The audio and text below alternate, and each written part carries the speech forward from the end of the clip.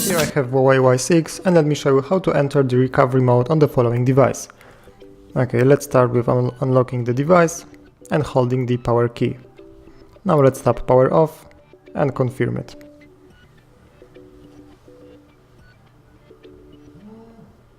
Okay, now when our device is completely switched off, we need to use the following key combination: power key plus volume up. Okay, we need to release all the keys as soon as Huawei logo pops up, and now we are waiting for the recovery mode.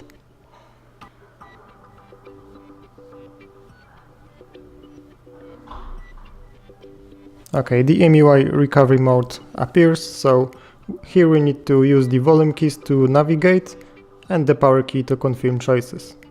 Here we can wipe cache partition, do a factory reset, or apply update from SD card. If you want to return to normal Android, you need to choose Reboot System Now.